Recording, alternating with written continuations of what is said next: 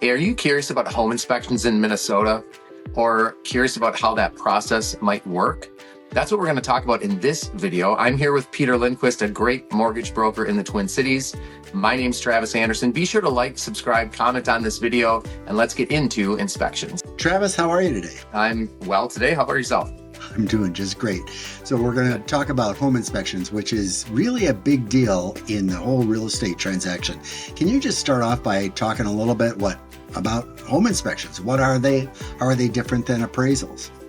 Yeah, absolutely. So first and foremost, as a realtor, we always recommend home inspections, but you'll have to decide on if you're going to choose a home inspection at the time of purchase agreement. And then usually it's a timed contingency. Peter, what that means is that there's a specified time frame that as a home buyer we have to complete all of our inspections by.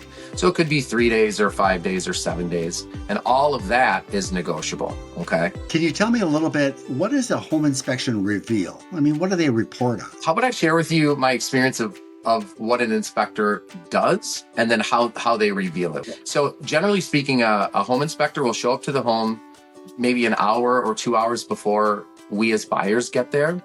They start on the exterior at the roof, and they're just doing a visual inspection of the roof. It isn't a roof inspection. They're just looking at it to see if they find evidence of curling shingles or aged shingles, evidence of possible water intrusion. And then they do the same thing around all the windows in the exterior foundation. So it's the same thing, just a walk around, and they're looking for evidence of, damaged siding, damaged windows, damaged trim, things like that. And then a really big issue in Minnesota specifically is water intrusion. Most homes, if you think about it, most homes have basements. Basements is just, I heard somebody say this, it's just a hole in the ground with rocks around it. And so water is prone to get into basements. And so an inspector will take a look at the foundation as well. Then when they get on the inside of the home, Peter, they're going to go to the highest level and they're going to check all of the outlets to make sure they're running well. They're going to look in all the ceiling areas to see if there's any evidence of water intrusion that they might have identified possibly outside. And that'll help them identify if it's actually happening on the inside. They'll poke their head in the attic, take pictures of stuff like that. They run water through all of the plumbing looking for leaks. They usually will open the windows and the doors, and they'll check the mechanicals. They'll make sure that the furnace is working and things like that. What an inspector, so high level, 30,000 foot view, it's a visual only, and they're looking for defects. And they're looking for defects with the structure and the major mechanicals. That would be the highest level answer. And I'm still in love with the house. What happens if they come back with, something major? Well, or for that matter, a bunch of things minor. What happens? Yeah, great question. Most homes, you're going to have a bunch of things minor. Again, you're hiring the inspector to find defects. So even in new construction, as weird as it sounds, an inspector will notice things that you and I wouldn't notice. But what happens if there's a bunch of small things? It depends on if they would be considered a deal breaker. What I mean by that is for the buyer, are these issues so large in scope that you don't want to buy the home anymore? And if the answer to that is yes, then the buyer has the right to cancel during that period. If they choose to move forward, or let's say they're not deal breakers, but they're really concerned about it, then we would attempt to negotiate those items with the seller. Let me give you an exact example, Peter. So many times we'll have an inspector look at a furnace, okay? And the furnace might be burning not perfectly, and it's possible that it's recycling the carbon dioxide, converting it into carbon monoxide, which is a poisonous gas. And that's not uncommon for an inspector to find. Obviously, you don't want to buy a home where the furnace is potentially poisoning your family. And so we would negotiate that item with the seller. We would have the furnace serviced and certified by an HVAC technician instead of just having an inspector say, I think this is a problem.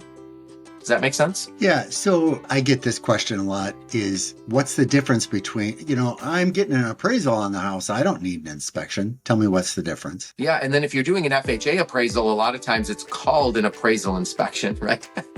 Or the VA calls it a VA appraisal inspection. And so it is kind of confusing.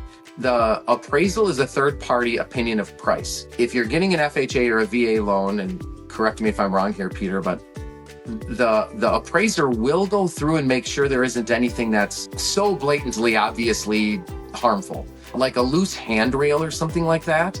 You know, if you're holding onto a handrail walking down the stairs and that were to slip, you fall down the stairs and severely hurt yourself, right? So an appraiser will grab the handrail and kind of pull on it.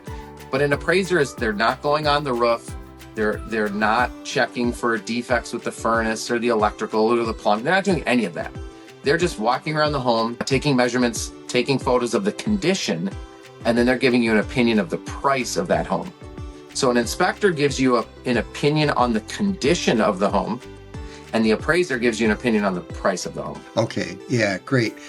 Yeah, when it comes to FHA and VA, you actually sign a document. It's a required document that says an appraisal is not a home inspection. So there is a massive difference between the two. Tell me, what kind of cost? How much does it cost to have an inspector? Yeah, so you're probably looking at $350 to $500 on average. And then let's go back to our furnace situation. Let's say that the inspector says, you should have an HVAC technician look at this furnace. You know, we can ask the seller to do a repair, but if we need to further examine the furnace, we might have to pay a contractor to come out and take a look at that as well. So you're looking at $350 to $500 on average, I'd say, for your visual home inspection. And then depending on what's recommended from the inspector, you might spend a little more money. You might scope the sewer line, for example, if water's backing up. He might say, hey, we need to get the sewer line looked at. You might inspect the furnace. You might do a radon test, stuff like that. Each of those secondary tests are usually about $100 to $150, depending on the scope. But that's a pretty good estimate. I would say budget for $500. And then if there's any additional issues, you might spend another couple $100. And how do I pay for it? I mean, is it cash? Can they take credit cards? Yeah. Unlike most things in the transaction, inspections can be paid however you're able to pay. You can even have like mom or dad pay for your inspection. And so again, unlike, things that are related to the financing piece, the inspection is completely unrelated to the financing. And so you can pay it usually by check, credit card. Sometimes, mom or dad brings a check too. So. Okay, great. And I'll just say from the lending perspective, we don't order your home appraisal until the inspection is cleared, because we don't want to have you spending money on an appraisal if, the inspection doesn't clear. Hey, Travis, thanks for describing all that. Any other points that you want to cover before we go? Yeah, there's one thing that I always like to tell home buyers and home sellers. This is very specific to Minnesota. The contingency allows the buyer to cancel the purchase agreement for any reason during the inspection period. So as a home buyer, you really want to know what that period is, if it's 3 days, 5 days, 7 days, what have you, because that piece is negotiable. But the standard language allows you to cancel for any reason without any loss. You don't even have to have inspected your home. It really allows you due diligence to check for insurances, to confirm interest rates with the lender, obviously to confirm the condition of the home. And then you can decide at that point if you're going to move forward or not. We should use the inspection in its totality. We should use that period to get all of our due diligence done before we commit to buying that house. And I learned from you that is unique to Minnesota. If you're buying in other states, look up those states' rules. Would you agree? Yeah, exactly. Even Wisconsin, I'm licensed in Wisconsin. It's completely different. Okay, that's great. Well, thanks. And thanks for taking the time to be with us today, talking about home inspections and how they're different than home appraisals and why you should actually get one. Yeah, hey, this video is just a high level on inspections and how they might be different from appraisals. If you want more information about inspections or curious, I could even get an example of an inspection, go ahead and reach out to me, shoot me a text, hit me up in the comment section. And as always, all my best to you and yours.